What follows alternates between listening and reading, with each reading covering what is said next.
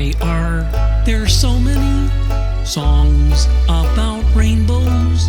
And what's on the other side? Welcome everyone to our gathering today. Thanks for coming. My name is Zachary Moore. I'm Executive Director here at the Fellowship of Freethought. I just want to take a few moments to sort of introduce the program today and tell you a little bit about us here, who we are, and what we're all about. First of all, the FOF, this is kind of a different organization than some of the other meetups in the area. We do meetups and we have events like that, but we consider ourselves a little bit more than a meetup. We try to make here a really meaningful community among different free thinkers here in Dallas and the surrounding areas. Who we are and what we're about, there's basically four things. You'll notice the Freethought pansies that are on our sort of name tags here, and we try to look at that and think about four different things that we try to emphasize here. Number one, of course, fellowship. We are the Fellowship of Freethought, and we like to get together in these environments and in other ways, and just hang out and spend time with each other and socialize. And second, of course, free thought. We are a fellowship of free thinkers. And what does that mean? It means that we all basically share those same free thinking values. We value evidence and reason. We value humanism. You don't have to be an atheist here, although it probably helps. So those are the types of things that we like here and we try to emphasize. We don't really care so much what your beliefs are. We care more about how you arrived at those beliefs.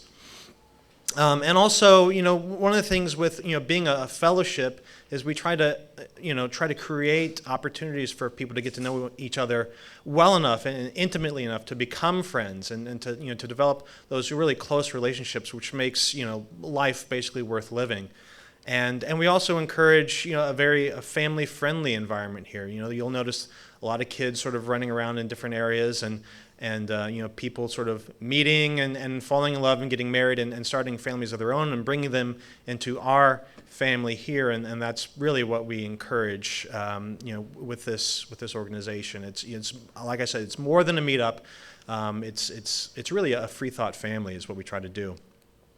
And speaking of what we do, we do have three primary areas of focus for those of you that aren't familiar with our organization.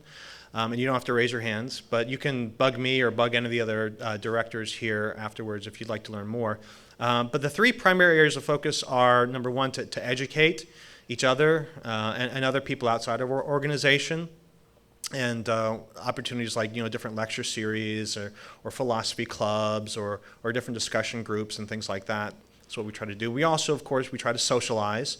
We go out to the pubs, we go out to restaurants, and we get together for coffee. And like I said, try to get to know one another and develop those friendships I was talking about before. And also to do outreach. We try to get out into the community and do some good. One of the things that you'll see in the back are all the canned foods and other non-perishable items that we've been collecting for the food bank here. And we try to do this sort of thing on a regular basis. We try to go out and show that being a free thinker, being a humanist, means something. It's not just something that you say. It's not just a label that you place on yourself. It has a significant impact on how you relate to the community around you, and we try to encourage that. So those three things here are really how we operate. And the gathering here that we do is a flagship event, primarily because it combines all three of those things at one time. So you can go out and do the pup nights, and you can go out and pick up trash along the highway. But we try to encourage people, as many as possible and as often as possible, to come to these events here, because this really does bring together the whole package, the whole identity of this organization. The program today is called The Spectrum of Free Thought, and what we're going to be talking about is basically how free thinkers deal with neurodevelopmental disorders in themselves and in their families. As free thinkers, we sometimes place a big emphasis on our own thought processes, and we take pride in how our brains have developed and how they define who we are, and we sort of have a sense of identity, that our human identity comes from, our thinking and our thoughts and things like that. But what do we do when our brains aren't normal, perhaps, or when there's some difference that's evolved or developed in our brains? What does that mean? How does that reflect on our sense of ourselves, our sense of identity as human beings? How do we treat other people that have differences in their brains? And how do we relate to them? These are all really interesting questions, and today we're going to be having some talks by Alix Jules, as you'll see, Jamye Carr and Charlotte Arrocha talking about these issues, how they affect them. And we'll also have some intervening music and comedy from some other folks.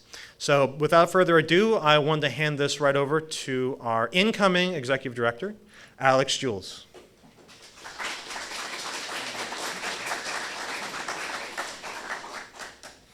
Zach had to do the intro so that we would actually kind of sort of start on time. Everyone knows that take too long. All right, this is going to be somewhat of a serious topic for me. Yeah, here we go. Better? All right. This is going to be somewhat of a serious topic for me. It's something that actually touches my life on a daily basis, mostly. Here we go. This is my son. His name is Forrest. He was born January 9th, 1995. He was roughly 22 inches long and 9.52 ounces. He was a big boy. I was a proud father at the ripe old age of not having one gray hair on my head yet. He'll be 18 in January. He was basically a normal child. He talked, he played, normal development, until about 18 months, when we noticed something was missing, his voice. He eventually stopped babbling altogether, to the point where we had concerns about his hearing. It was not uncommon to have an episode like this, where we'd start with, "Hey, Forrest, come here. Forrest, come here. Hey, Forrest, come here." And he'd go further and further, ignoring us. We honestly thought he was deaf for a very long time. We had his hearing tested. I actually joked around that, you know what, he's fine. He has just learned to start ignoring me now, so that should make for very interesting teen years. So he must be brilliant. A little after the age of 2, Bluebonnet MHMR down in Williamson County did a screening and suggested early intervention based on some of the lack of verbal progression. We started a rigorous battery of neurological and psychological testing, and early indications were that he was on the autism spectrum. They spent a lot of time with him, and I remember one psychologist sitting down and having a very blunt conversation with me. He says, you really need to prepare yourself and your family that it's very possible that he may be institutionalized. You will probably never say a word. Welcome to autism. Now, it's actually very interesting because at that time, really the only exposure I had to autism was this, Rain Man, a very stereotypical version of Connor's autism, a little bit more severe. A lot of people say, yeah, you know what? He's more Aspie than anything else. That's very much up for debate. But again, that was it. I had no way of connecting.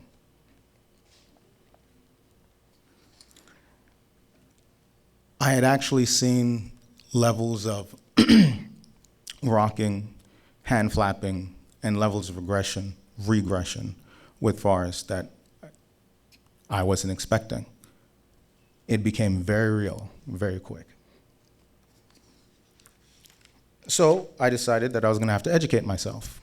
What is this spectrum they speak of? The spectrum really is just that. A lot of times we see the rainbow, right, showing the spectrum. A lot of times we see this wonderful umbrella, but since so much of autistic thinking tends to be black and white and very concrete, especially with children, I like this one a little bit better because it really does exemplify what it means. So you have all the way from the left to the right, you'll have the severe Connors, very nonverbal people, to the not so autistic, high functioning autism, and AS, Asperger's type people that tend to be somewhat normal, except for a handful of quirks, maybe some social difficulties, right? It's a spectrum. The disorder itself has a shared symptom, and it's almost all the way across.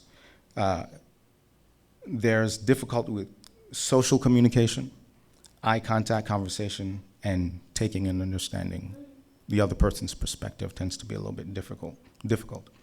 Forrest had a serious problem empathizing. He didn't know what to do. Kids would fall, he didn't know how to react. He would fall, he'd feel pain, and he would get angry or sad, very confused, not knowing exactly how to deal with it, right? So one of the things that I also had to learn is that with spectrum disorders, you wind up getting several comorbid symptoms, right? So you don't just get autism, you get a lot of things that tend to come with it.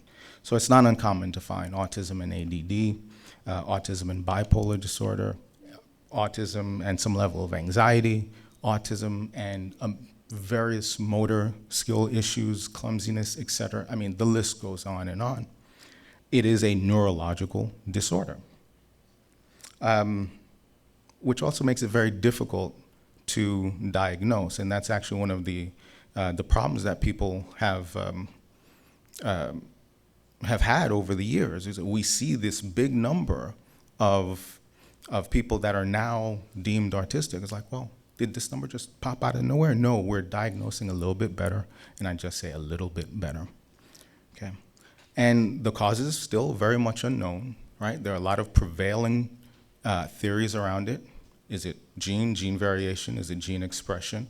There's been a lot of work associated with Fragile X, various psychological functions or dysfunctions. Still, answers not really there. Again,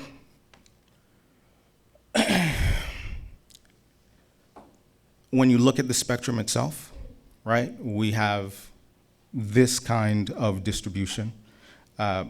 It breaks down like this: 49% typically autistic, or get the label of autistic. And we actually have two pieces of this pie that are rapidly growing. And I think that autism number is going to go down because the NOS number and the PDD NOS numbers are going up, right? Because that tends to be a catch-all for a lot of, when you take a look at the spectrum, it's not just one diagnosis, it's almost a scatter plot of, okay, bang, this and this and this, and you group that cluster and yes, you're autistic, PDD, NOS, okay? So my son fell into this pie chart somewhere. So this is the basic triad that you tend to see with autism. Social problems with social interaction, communication, and restrictive movement typically, okay? And these are the symptoms. After reading this the first time, I stopped because it was really difficult. No words spoken until the age of, or by the age of 12. Check. Could not point to objects or show interest. Like if you were to point up to an airplane, you wouldn't look, showed no interest. We actually notice that there's differences in the visual gaze of people that tend to fall on the spectrum. If you were to point somewhere, for instance, for someone that was neurotypical, normal, if you were to point, that person would actually follow the finger and look exactly where you're looking at, and you'd see that happen within a few seconds. You did that with someone further left on the spectrum, it would take them several seconds to actually try and figure out what you're pointing at, and quite often, they don't look at your finger first, they're looking at you trying to figure out what you're trying to do. So we know that there is a problem neurologically. The brain is not interpreting signals properly. So, at the end of this, it hit me. This was my son, right? This was my autistic son. I had already put a label on him. So what does neuroscience really say about this? Higher density concentration or sensitivity of neural communication might be the cause. There's even a test that is being developed for the white matter that can potentially test children in utero at the age of 6 months. That's really in development, University of Iowa. That didn't really mean much to me. I was dealing with the reality of having an autistic son. When I found out, I was actually a doubter. Still not a out-and-out atheist. I was having my issues with God and religion. And one of the first things that I dealt with was this massive feeling of guilt. What did I do wrong? And that's not untypical or atypical of parents that have children that are born with various disabilities, right? The first thing you do is, what could I have done differently? He was born in New York. Could I have taken him out of that environment if it really is a environmental issue, right? Could I have taken him out? Should we have been more diligent about what his mother was eating? Everything goes through your mind, right? How could you have done this differently? So I did the blame and shame game, right? I took on the blame. He was my shame. So although I wasn't here, I understand how people can get there, right? If you're looking for someone to blame and science doesn't have an answer, science becomes the problem, because you won't blame God. I'm not going to repeat some of these quotes because she gets too much airtime anyway. But what about treatment? There's got to be something we can do. There's no medication for autism. There are medications that alleviate some of the psychological symptoms, some of the behavioral compulsions that you tend to see with autism, but there really is no medication. And unfortunately, one of the things that comes with early intervention is early information. It does work, but it also tells you more than you may need to know or may want to know. You need to know it all. You may not want to know. Remember that term I brought out, comorbidity? Well, Forrest's comorbidity was also ADD, so, and bipolar disorder, which means that you have a true spectrum. The APA and various other organizations have been talking about moving ADD into the autism spectrum. When you actually take a look at the symptoms, et cetera, there is a lot of similarities, gross motor development issues, et cetera. So we know that that's neurological as well. Some of the same medications that do tend to work to alleviate the symptoms in autism, you see that as well working in ADD. So, yeah. So my spectrum just got even bigger. early intervention, I'll go back, was great for Forrest because at the age of 3, not a word. At the age of 5, we went from a child that would not speak and we're told would never speak to a full sentence at the age of 5. We went through a series of plateaus over several years, and we even got told by a couple of neurologists and psychiatrists that he probably was not autistic. He was NOS and probably closer to the AS. And quite honestly, some of the big differences still being debated between Asperger's and high-functioning autism is the language delay, right? And we were even told, because he had the language delay, technically he was high-functioning autistic, but the line tends to very much blur. His intelligence was actually pretty high, which made it great in conversation, makes it horrible when trying to get any additional support services from a state like state of Texas.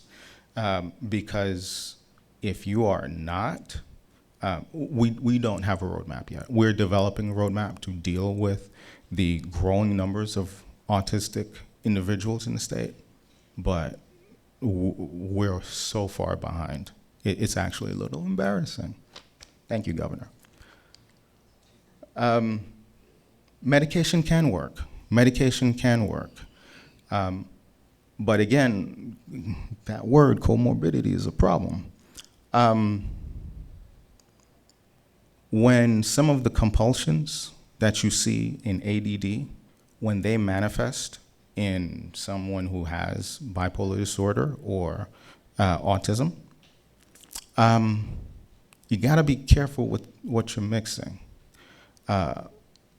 What we wind up dealing with is a medication reaction that nearly killed him. 30 pounds in 30 days, DRESS syndrome, drug interactions. It's interesting to, and not something that you want to ever see or deal with.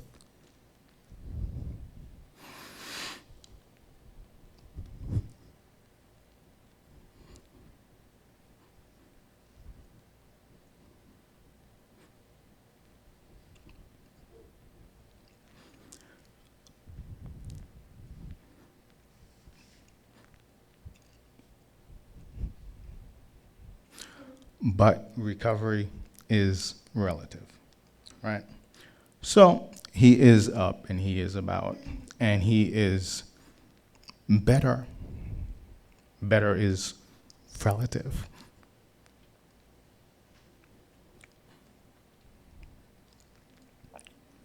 He's better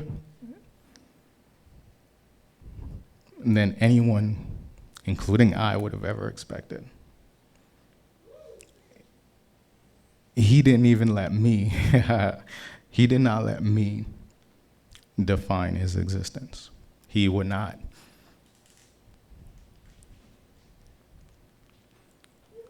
Let any of the labels define who he was. Okay. But sometimes good is just good enough, right? You wind up having to deal with a lot of reevaluating what your expectations are. Forrest spent, I want to say over the last 2 years, he's spent a third to almost half of the last 2 years, in and out of treatment facilities, trying to beat the odds. And we're working on that. All right, so why is this relevant to you? This is where we get some interesting facts. All right, so I guess it was a year and a half ago, 2011 or so, Boston University did a study that actually linked autism and atheism. Now, causation is not correlation, vice versa.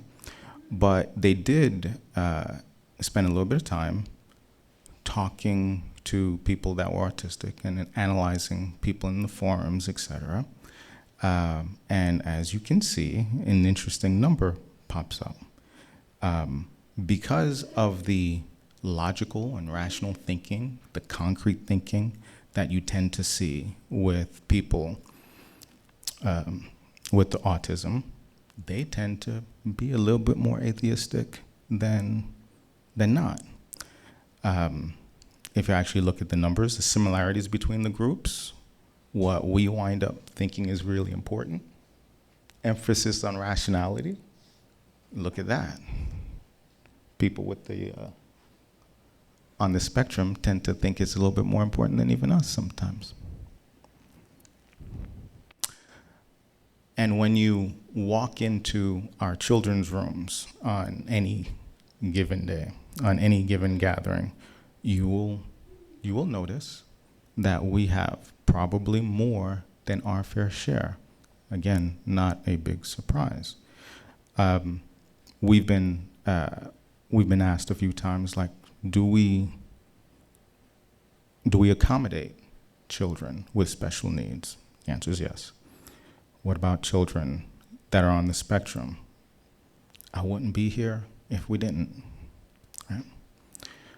So some of the things to be wary and mindful of, and this is important because I think we're going to see even more people in our groups that are going to display a lot of the characteristics associated with the spectrum.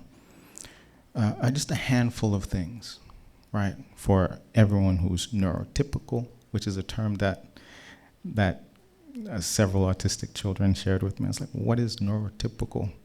The norms. I was like, oh, okay. Be aware. Just be aware that we've got a population that is quite often underserved. But they're here, right? They are here. Be mindful. Personal space tends to be an issue with kids that have high sensory problems, right? Jamie's going to cover some of the myths associated with autism. One of the ones that I see where it came from is that children with autism don't like to be touched. It's not that they don't like to be touched. Is if you're dealing with sensory issues, that just doesn't feel right. Forrest never liked, you would always see his hair disheveled usually. That's why we kept it nice and short. The idea of a comb or a brush in his hair just freaked him out. The idea of lotion and that grease on his hands freaked him out. It was not something that he could deal with. And so sometimes on the spectrum, they may not notice their boundaries. They will, or notice your boundaries. They will be very cognizant of theirs. But again, they don't want to be treated any different than anyone else. Not really, just respectful. And if there is an issue, just understand that there are different ways to treat it. You can't always treat it in public. You can't, because we do tend to see issues with authority sometimes. We do tend to see misunderstanding. It's very easy to get misunderstood or be misunderstood by someone on the spectrum. They can get defensive very quickly, unknowingly. Again, especially if they cannot pick up on the social cues, right? Speak clearly and with a regular tone. We've had some issues over the last few months, even with our organization, that I think is very open-minded, where we've had a couple of misunderstandings. And like I said, miscommunication is very, very easy. It's very easy. And be open-minded. You're a spectrum too, quite honestly. How many atheists we got in here? How many agnostics? How many in-betweens? How many skeptics? How many non-religiously affiliated? Am I making my point? Okay. Thank you.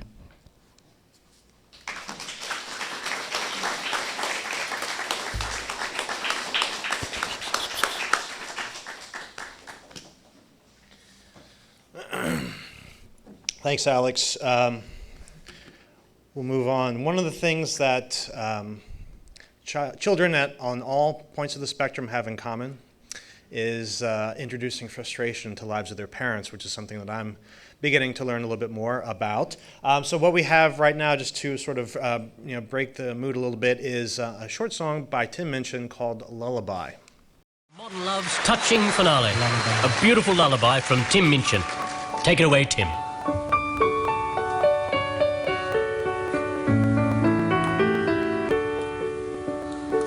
Sleep, little baby, sleep now, my love. The Milky Way shining high up above. When you grow up, you will learn all that stuff. But for now, close your eyes. Close your eyes. Sleep, little baby, try not to squawk. Tomorrow and tomorrow you'll learn how to walk, to love and laugh, to totter and talk. But for now, baby buys. Your blankets hand knitted with pure Angora wool. Your diaper is dry and your tummy is full of enough antihistamine to chill out a bull. Yet still all this gringing. What more could you want for? I just cannot guess. You constantly complain to me. You should feel blessed. There are children in Africa starving to death, and you don't hear them whinging. What more can I do to put a stop to this mind-numbing noise you are making? Where is the line between patting and hitting? When is rocking rocking and when is it shaking? I don't know what else I can do to try and hush you. My heart says I love you, but my brain's saying fuck you, and hoping a child trafficker will abduct you. At least then I'll get a few hours in bed.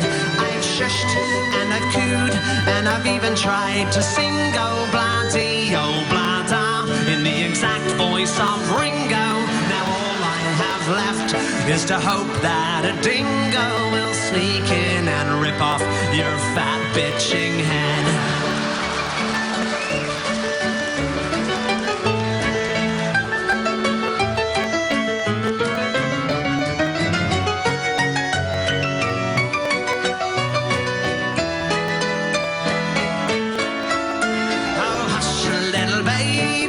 Say a word. Papa's gonna buy you a mockingbird in the hope you get avian flu.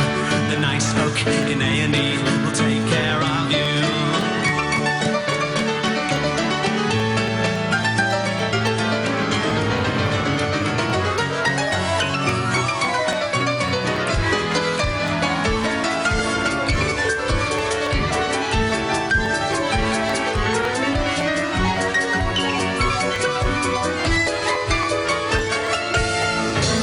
That's it.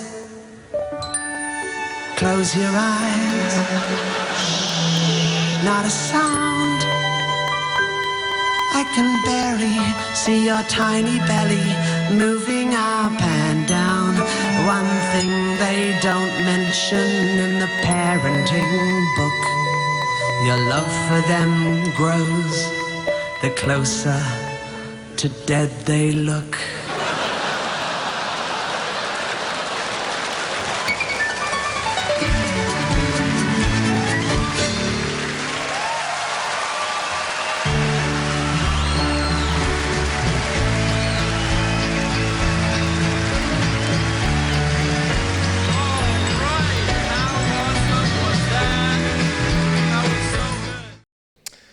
All right, now we'll move along to Jamye Carr, who's going to be telling us about high-functioning autism in adults.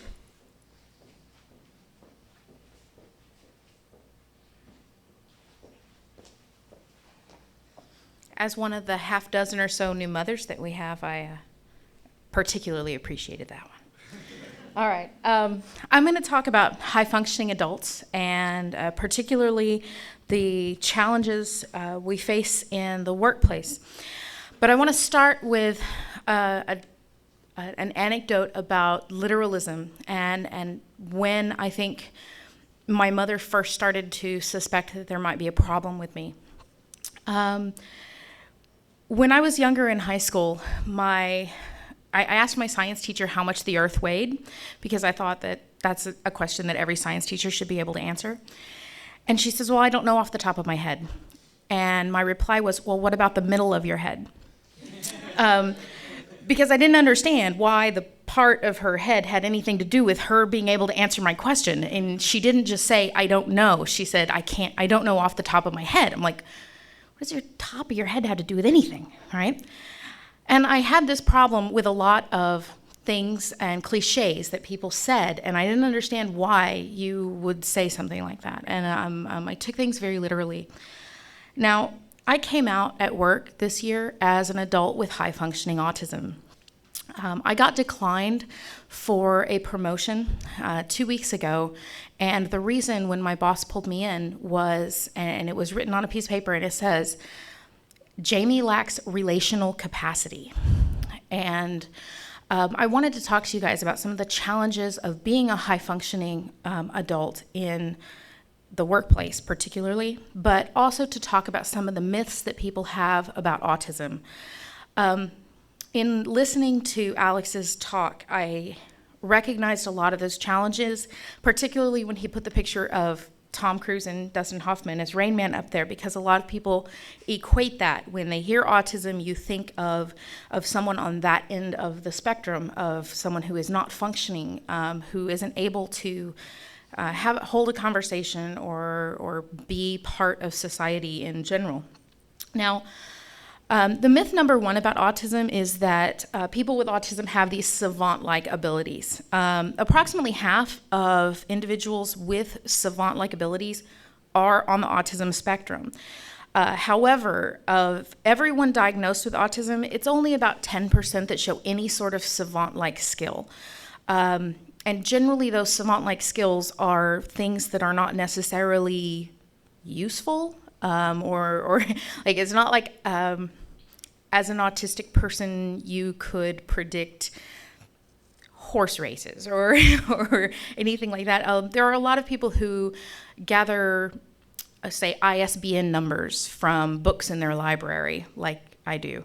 There are also a lot of people who can remember my particular ability lies with remembering biomolecules. I can write down for you on the back of a napkin the structure of an anthocyanin because I like blueberries. And that, like, it took a very long time before I realized that that was not something that normal people did. Myth number two, however, is that people with autism have mental retardation. Mental retardation is defined as an IQ of less than 70. But individuals with autism often have an IQ that is average to above average in range. More often, they display an uneven intellectual profile. And that means that they may score particularly high on one level of an IQ test, but they have these islands of ability, where you may score very low, perhaps in the perceptual organization. And so this gives people the idea that people with autism are on a scale or are mentally disabled or have mental retardation. That's untrue. Okay. The next is that autism is a mental illness. Mental illnesses are defined as things that can be treated or have cures or have significant treatment. While the symptoms of autism can be reduced through various types of therapies, and medication can be used particularly for areas of comorbidity. Alix talked about comorbidity. Comorbidity also appears as OCD is quite often comorbid, depression, anxiety, and general feelings of isolation, but the treatments for autism often fall under the categories of antidepressants or anti-anxiety medications.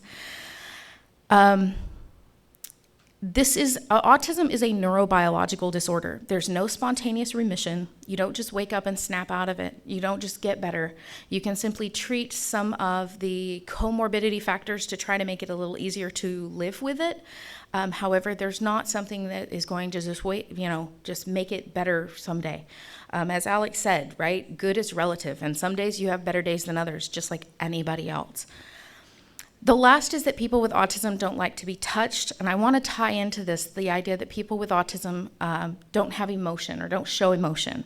And that is actually so far from the truth, that people with autism can be anywhere on a scale of hyposensitive to hypersensitive. And if you have hypersensitivity, it means that you can feel overwhelmed by either a sense of touch or by a smell or by bright lights, visions, like sights and sounds can be overwhelming. However, there are many autistics who are hyposensitive, which means that they don't respond appropriately or at all to high levels of stimulation, and they actually crave louder noises, they crave brighter lights, they have difficulties paying attention or hearing people if they're talking in a normal modulated tone, and oftentimes they will seek out things to touch or feel. This is true of me. I actually love to feel things, and it's really hard for me to sit up here without having something to mess with. But this was something that I wanted to make clear, that this idea that people with autism, particularly children with autism, don't like to be touched and have this bubble of personal space. And if you invade that space, then you'll make them uncomfortable and they'll freak out. But just keep in mind that all of these myths about autism play into this. And if I had known that Alix was going to use this spectrum, I wouldn't have used this particular one. But this was the spectrum that I also found to be the most useful in describing how narrow the diagnosis can be for people with Conners or severe autism, and how broad the spectrum becomes as you get into high-functioning adults, because or high-functioning autistics, you can see that there are many different ways that this can present, and here in the center, you have your pervasive developmental disorders. Those are not otherwise specified. And has become kind of a catch-all in the autism diagnosis, because there is still so much we don't understand about what causes autism, or even what the definition of many types of autism are. So the not otherwise specified part does actually give the therapists a huge kind of diagnostic tool to say, there's something wrong, and those connections aren't being made, but we really don't know where on this spectrum or where on this scale you fit. So in conclusion, and I know that this is a horrible conclusion to come to, but if you know one person with autism, you know one person with autism. There's not something that I can stand up here and say that this is what it's like to be autistic. I can only stand up here and say this is what it has been like for me. Now, I do want to share with you on the far end of the spectrum that this can affect people in the workplace in a major way. And you probably all, especially those of you in computer science, where about 24 to 27% of people in computer science have been diagnosed with some form of autism, generally Asperger's syndrome. High-functioning adults face a unique challenge of straddling that fence between the autism community and the community at large. We often feel like we don't fit in with either. The term high-functioning autism, also referred to as HFA, is not a diagnostic tool, is not a diagnostic classification, but rather it's used to describe individuals who meet the criteria for the diagnosis of autism, but they show no cognitive delays. They're able to speak, read, and write, as well as have IQ scores above average or average. Those who have HFA also do suffer difficulties in communication, language, and social interaction that is typical of autism, as well as repetitive behaviors and narrow interest associated with the disorder. This became very apparent when the one thing that my mother would yell at me about as I was growing up as a kid is that I did not make eye contact with people when I talked. And she thought that I was simply being rude. And she would say it all the time. You have to look at people when you're talking to them. You have to look at people when you're talking to them. And she thought I was simply being impolite, or that I hadn't learned to look people in the eye. And you will find that through years and years of my mother simply not beating that into me, verbally beating that into me, that I tend to make eye contact with your nose or your mouth. I've got really good at faking it, but I still have difficulties maintaining eye contact for any length of time when I'm speaking with someone. It is also true that oftentimes when I'm having a conversation, the conversation can be very one-sided. I have things that I'm very interested in talking about, and if I kind of talk over you or have a diatribe at you, I promise it's not because I mean to. It's simply that's how I think. And so being a teacher has actually been a good job for me, because I'm allowed to stand up and talk about what I want to talk about all day. But conversational skills are very difficult, and it's difficult to learn those skills, and it has taken me many, many years to be able to learn those skills. But one of the things that has been brought to my attention is that I tend to walk away in the middle of conversations quite often.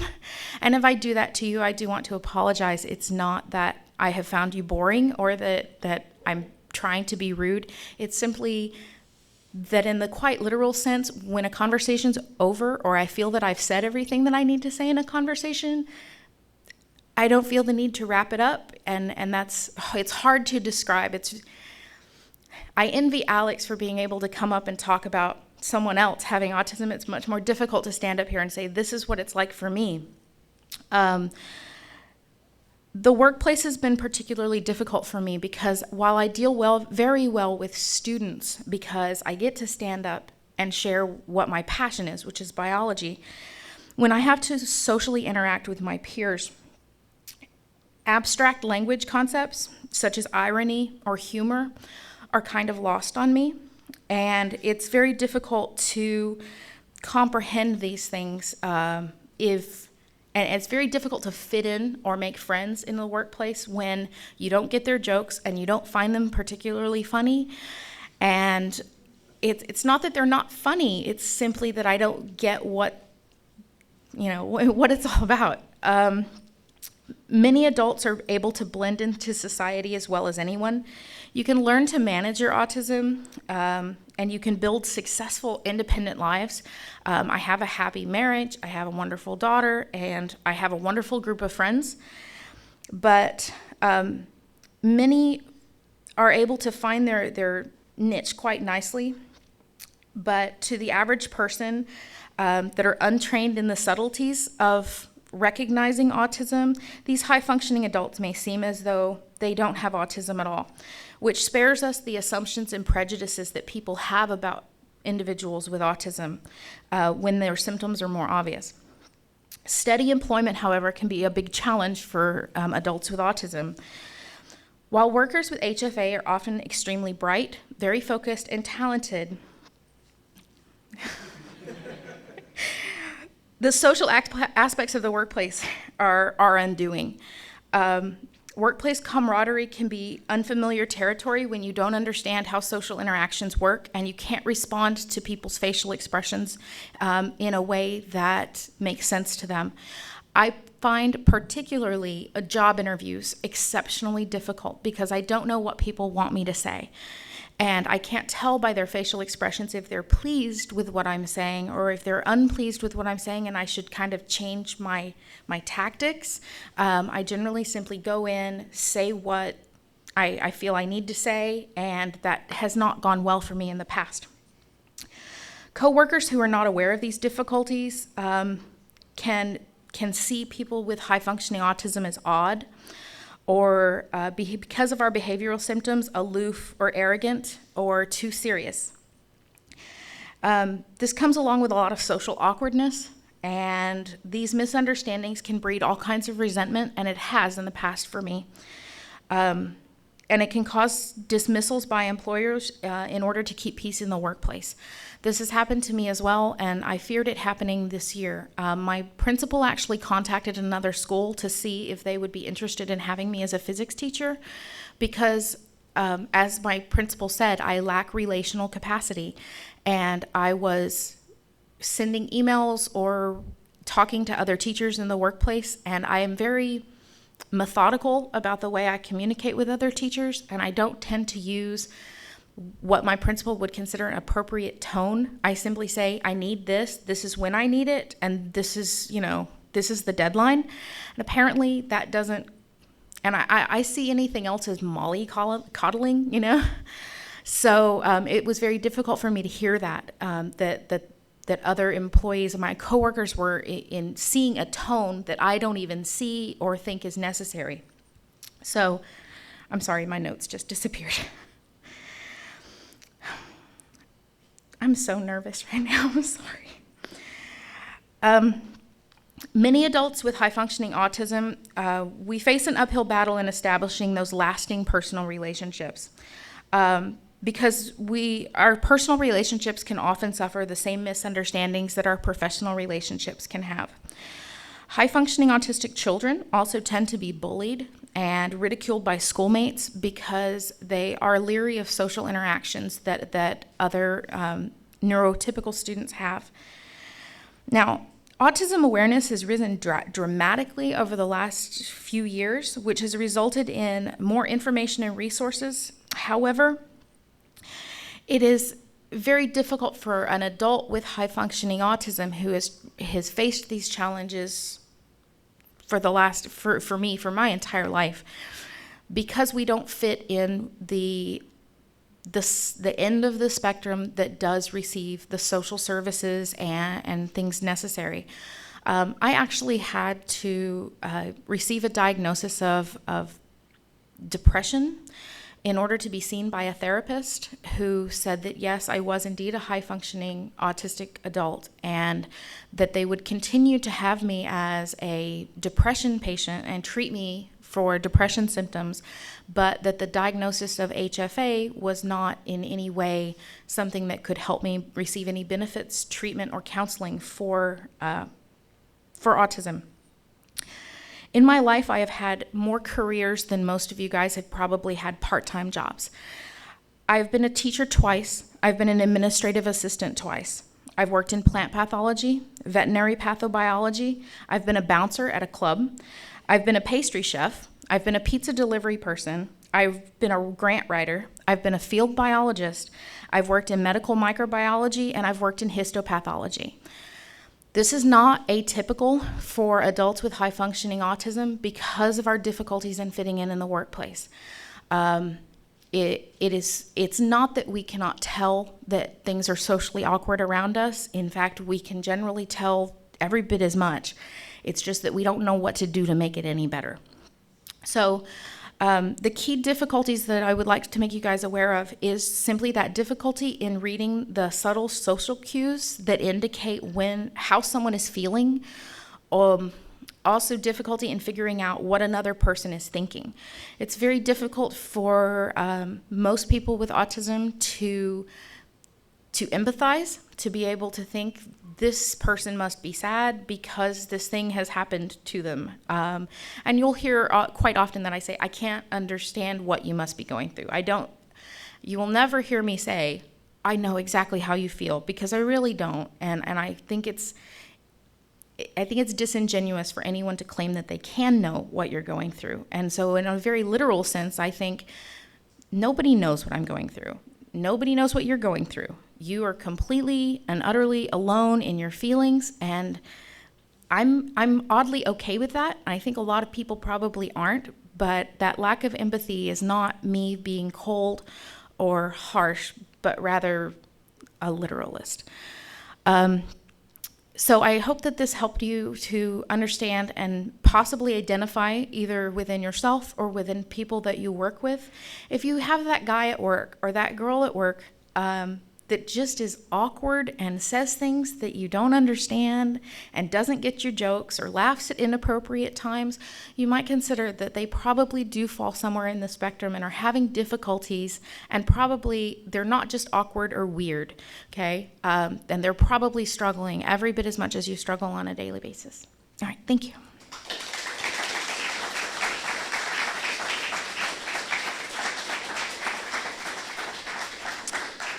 Thank you, Jamie, for sharing that. And now we'll have a brief case analysis by Dr. Sheldon Cooper. What's going on? It's not what it looks like. What does it look like? It's not what it looks like. It's not what it looks like. What are you grinding about? Penny's brain teaser this morning. She and Koothrappali emerged from your bedroom. She is disheveled, and Raj is dressed only in a sheet. The sole clue, it's not what it looks like. Just let it go, Sheldon. If I could, I would, but I can't, so I shan't. Now, knowing Penny, the obvious answer is they engaged in coitus. Yeah, but since that's what it looked like, we can rule that out. Let's put on our thinking cap, shall we?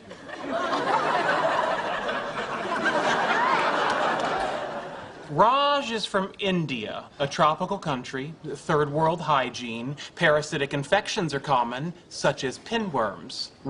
The procedure for diagnosing pinworms is to wait until the subject is asleep and the worms crawl out of the rectum for air.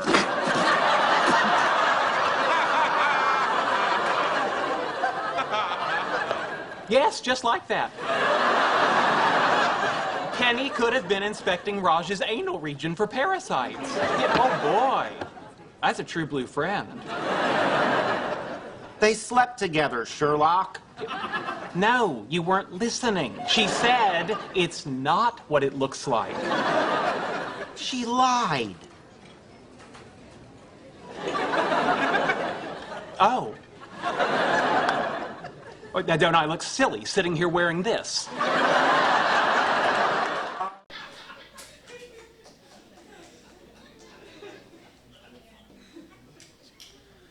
And now to talk about a bit of a different syndrome, Williams syndrome, we have Charlotte Arrocha. And Sarah.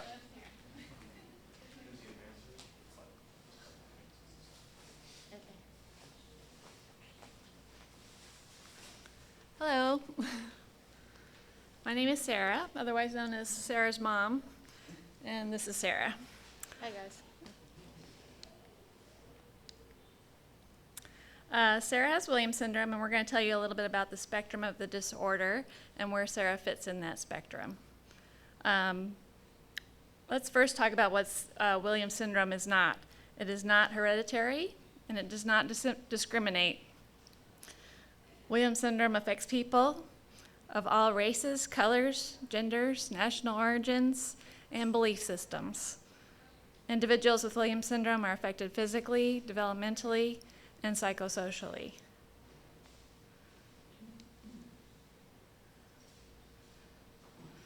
Williams syndrome is a rare genetic disorder affecting about 1 in 7,500 births. It's caused by deletion of about 25 genes in the 7th chromosome.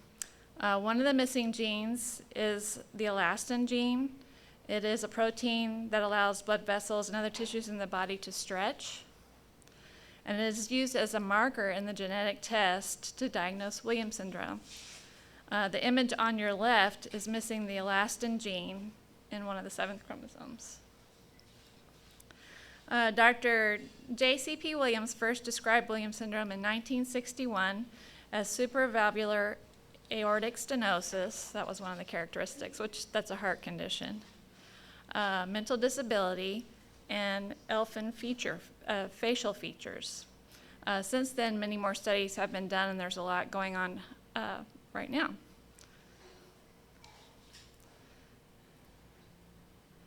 Individuals with Williams syndrome tend to have sunken nasal bridges, blue eyes with a starry pattern, although Sarah will tell you hers are crystal gray, not blue.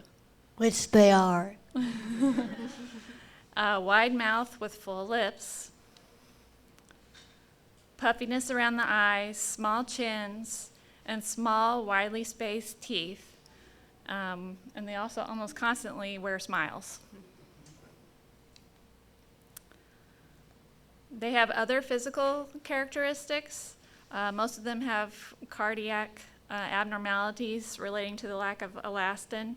Many of Sarah's friends have had open heart surgery to repair valves and widen vessels. Sarah's been very lucky. She had balloon angioplasty when she was 3 to widen some of the vessels going to her lungs, and she's doing really good right now.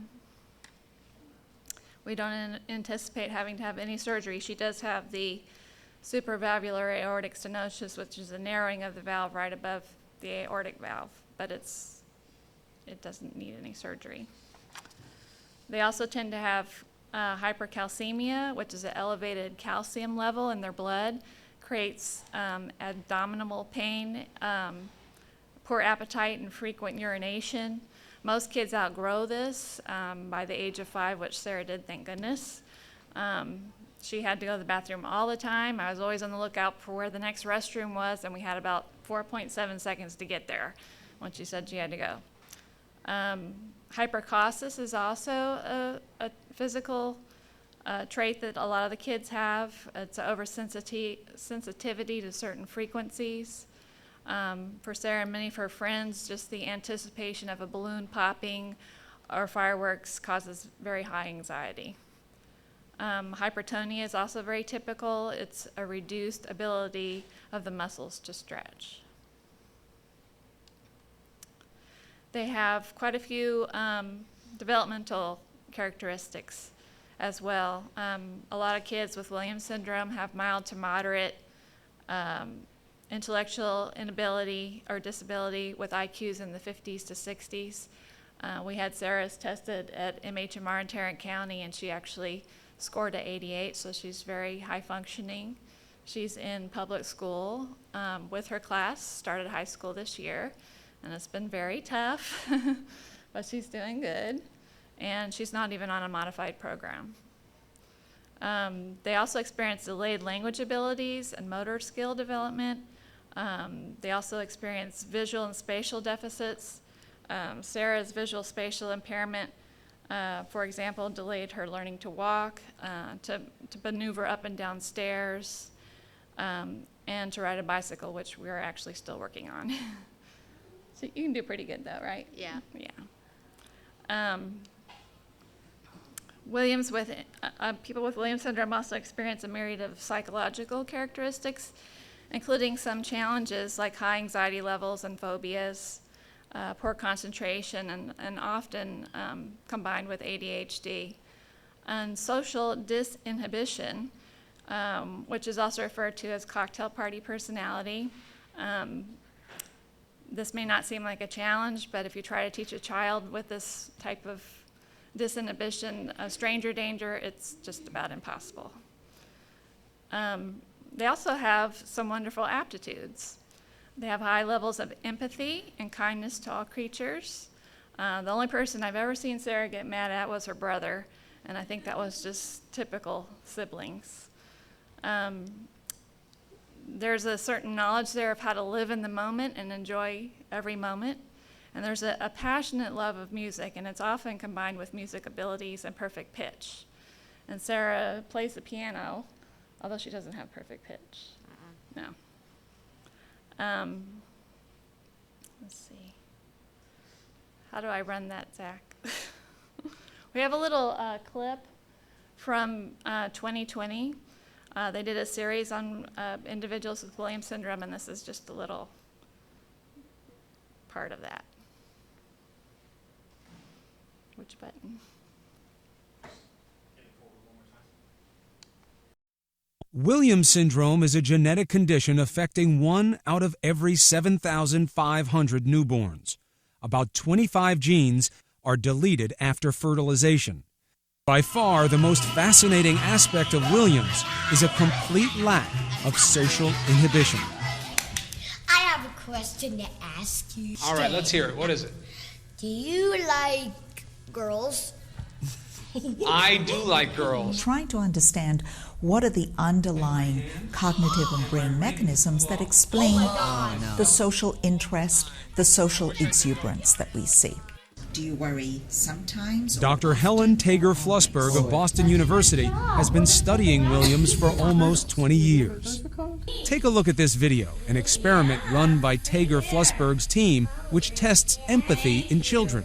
The experimenter will suddenly bang her knee on the table and express a great deal of hurt. Watch how a traditionally developed non-Williams child reacts. She's just watching. No overt, empathic response or expression of concern for her. Now watch what happens when the same test is run on a child with Williams syndrome. The little boy gets up and comes over really concerned. He starts to pat her knee, rubbing his own stomach there in an empathic response, and tries to make her feel better by rubbing it. That hunger to help was evident when we met 8-year-old Ashlyn Bear. I want to help everybody when they get sick or get hurt or if someone's feelings are hurt. So you're just you want to be a helper. Anybody, anything. Oh, yes. It feels like an honor to me. I just wanted to thank everybody, too, that participated in the Walk for Williams last Saturday. We had a great turnout and exceeded our goals for donations. So, thank you. Did you want to say something, Sarah? Sarah wants to know if you have any questions for her. No, you can donate online. It's still out there. Any more questions? No? Pardon? It goes towards research, and it's also, they're building a fund to provide grants for kids like to go to the Williams syndrome camps, and they have a convention every 2 years. This year it's in Boston, where all the parents and kids get together. They have great activities for the kids to do, and the parents go to different seminars and stuff and learn the latest medical developments. Mm-hmm. Yeah. Yes? Yes. What do you want to do when you're older? I definitely want to be a doctor. I would love to be a doctor. Any specific doctor? Nope, not yet. Anybody else? Yeah. Do you find your classmates pretty understanding? Yes, very understanding. Actually, her classmates, the school district does not know that she has Williams syndrome. It was a choice that we made when she was really young to see how far she would go. We were afraid that if we labeled her, that they would come up with a modified program and she's probably capable of more, and she's proved that she was. We had to repeat 5th grade because we don't test well, and that was one of the tax testing years. Other than that, she's done really good. It takes a lot of time and a lot of repetition and some creative ways of teaching her. If you combine it with music, it goes a lot better. But we just keep pushing and she's getting it. So. Okay?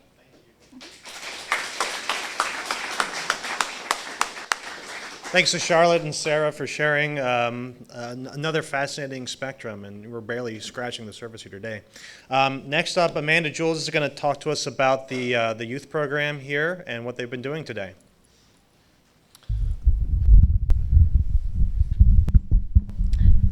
Thank you. Mason is going to talk about what the preteen group did. Okay, so the preteen group went on a nature trail thingy. And, well, it was fun. We learned a lot. Like, we found...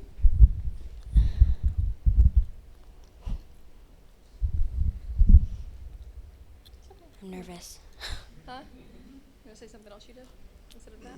No? What That's are you doing pretty right much now all. Mr. J, he is in there with the others trying to write a song, and he's demonstrated a few. My favorite is the Squishy Banana song. You want to sing it? No. No? Okay. Is that all? Yeah. Thank you. Thank you, Mason. Okay, the littles are a little too interested in what they're doing to come in here. They did some chalk drawings today, as well as went into the sun and did some of the sun shadow drawings where you lay stuff on the paper with the sun paper and it makes designs on the paper. And in the baby room, we're enjoying our new addition to the rec center. It has a padded floor, a really big window, yes, and absolutely nothing that the babies can get into. So we played in there. Yes, we did. And we went outside for a walk with the strollers and stuff. We are working on kind of redoing the kids' classes since we have more room now. The baby room can actually be divided, so we're hopefully going to get the older kids that are in here right now into their own class. And we're working on anyone that has something they want to come talk to the kids about. We only need a 30-minute time commitment. Rotating y'all in and out so we can get them learning more stuff and get more people in here from the teacher room to where they're not having to sit in there all the time, and kind of just spreading the fun of teaching our kids. So Ann Crumpacker is going to be the official contact for that. She has a list that she's working on, speaking to people one-on-one of what you want to do and help us out. And the kids are our future, guys, and we need y'all. We need y'all to help. There's got to be something. Everyone has an interest, and kids are interested in stuff that your own kids may not be interested in. Other kids are. So please come and help us out and let us know what you want to do. And I have an official off-topic request. If y'all see my husband trying to talk to you before the potluck, after the gathering, and he doesn't have a plate of food in his hand, please ignore him. He tends to start talking to people and completely forgets to eat until everyone's done. So just do me a favor, if he's not in the food line or has food in his hand, just ignore him. He needs to go eat. Thank you.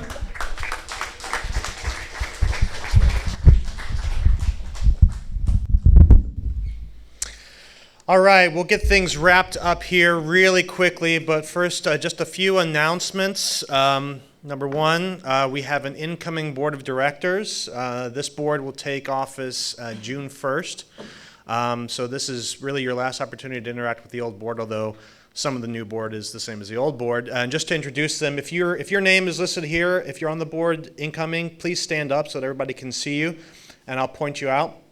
Our executive director is going to be Alix Jules, sitting there in the back. And then we also have the new education director, Jamye Carr, who just spoke with us today also. Whitney Ford is unfortunately not here. She had a death in the family. And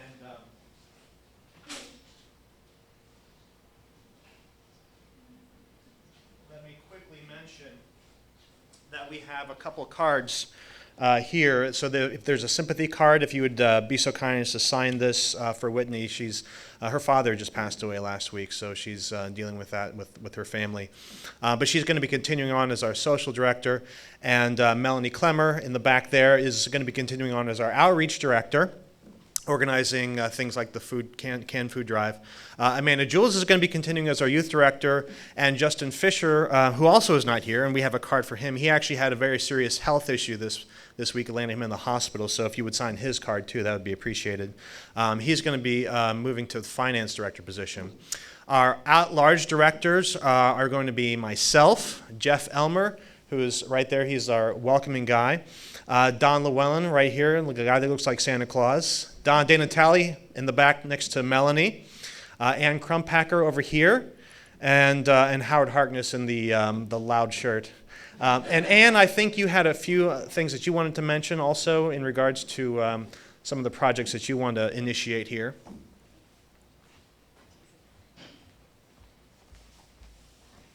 Thank you, Zach. If you don't know me yet, my name is Ann Crumpacker, and I'm an at-large director for this oncoming year.